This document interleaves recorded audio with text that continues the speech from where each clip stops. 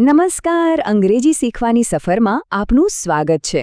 જો અંગ્રેજી શીખતી વખતે ને અમુક જગ્યાએ આપણે બધા અટવાઈએ છીએ। એમાંની જ એક સામાન્ય ગૂંચવણ છે જેના વિશે આજે આપણે વાત કરવાના છીએ। પણ ચિંતા ના કરતા આજે આપણે એને એટલી સરળ બનાવી દઈશું કે બધી કન્ફ્યુઝન દૂર થઈ જશે। તો સવાલ એ છે કે શું ક્યારેય એવું થયું છે કે હી વાપરવું કે દે એમાં ગૂંચવાઈ ગયા હો કે પછી શી અને દે વચ્ચે કન્ફ્યુઝન થયું હોય? જો હા, તો તમે એકલા નથી। આ એક એવી સમસ્યા છે જે લગભગ દરેક જણને શરૂઆતમાં પરેશાન કરે છે। તો ચાલો આજે આનો ઉકેલ લાવીએ। પણ જેમ મેં કહ્યું, ચિંતા કરવાની કોઈ જ જરૂર નથી। આ એક સામાન્ય અડચણ છે અને એનો ઉકેલ પણ છે, અને એ પણ એકદમ સિમ્પલ અને વિઝ્યુઅલ। આપણે એક એવી રીત જોવાના છીએ જે આખા નિયમને મગજમાં આમ સમજો કે કાયમ માટે ફિટ કરી દેશે।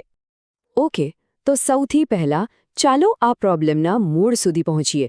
આ બધી ગડબડ શા માટે થાય છે? વેલ, એનું કારણ માત્ર એક જ છે, એકવચન અને બહુવચન વચ્ચેનો નાનકડો ફરક। બસ એકવાર આ કોન્સેપ્ટ ક્લિયર થઈ ગયો ને તો સમજો કે અડધી લડાઈ જીતી ગયા।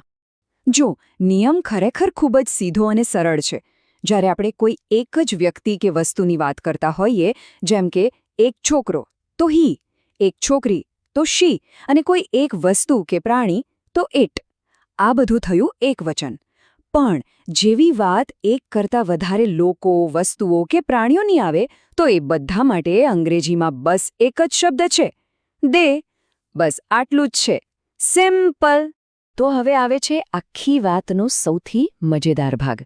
આ સમસ્યાનો એકદમ સરળ અને પાવરફુલ ઉપાય શું છે? એક સિમ્પલ ચાર્ટ।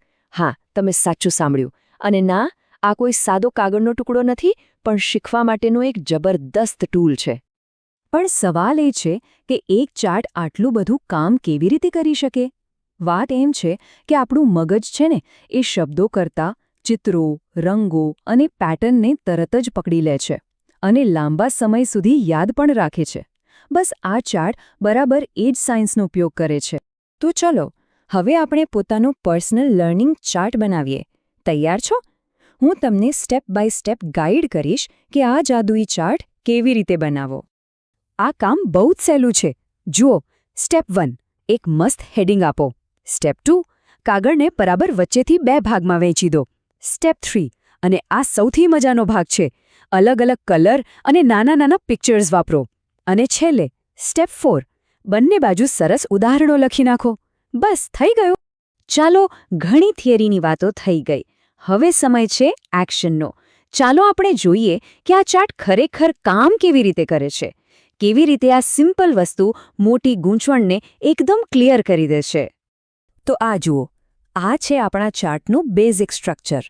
ઉપર એક સરસ હેડિંગ છે અને નીચે 2 સ્પષ્ટ કોલમ। એક બાજુ છે આપણું સિંગ્યુલર ગ્રુપ, એટલે કે હી, શી, ઇટ, અને બીજી બાજુ છે પ્લુરલ, એટલે કે દે।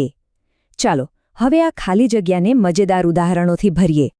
ઓકે, તો પહેલો એક્ઝામ્પલ, ડાબી બાજુ જુઓ, બ્લુ કલરમાં એક છોકરાનું ચિત્ર છે અને લખ્યું છે હી ઇઝ અ બોય।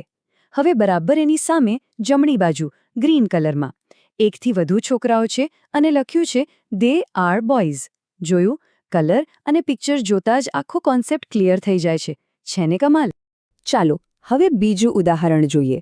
આ પેટર્ન કેવી રીતે આગળ વધે છે એ સમજીએ। એક છોકરી છે, એ પુસ્તક વાંચી રહી છે, તો આપણે કહીશું she is reading a book. અને એની સામે જ્યારે ઘણા બધા લોકો સાથે વાંચી રહ્યા છે તો દે આર રીડિંગ બુક્સ। અહીં એક નાની પણ મહત્વની વાત નોટિસ કરજો, એક વચનમાં ઇઝ અ બુક અને બહુવચનમાં આર બુક્સ।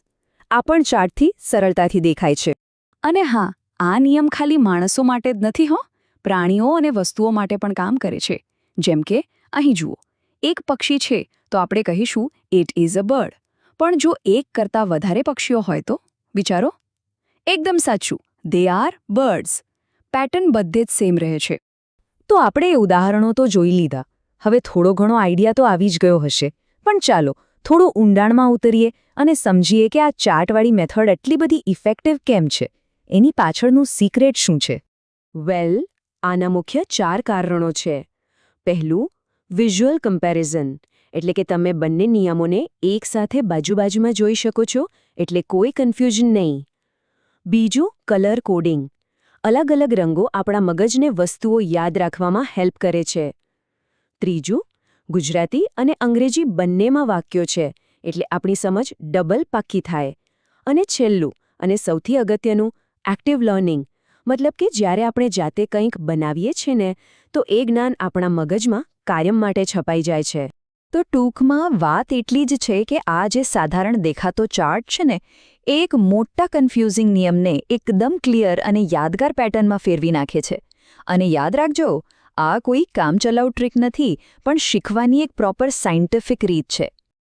આના પરથી એક વાત તો સાબિત થાય છે કે શીખવાની સાચી મેથડ મળી જાય ને, તો કોઈ પણ વસ્તુ અઘરી નથી. હવે જતાં એક નાનો સવાલ છોડીને જાઉં છું. આ જે ચાર્ટ બનાવવાની ટેકનિક આપણે શીખ્યા, એનો ઉપયોગ અંગ્રેજી ગ્રામરના બીજા કયા અઘરા નિયમો શીખવા માટે કરી શકાય? જરા વિચારજો આના પર. કારણ કે આ એક ટેકનિકથી શીખવાના ઘણા નવા દરવાજા ખુલી શકે છે.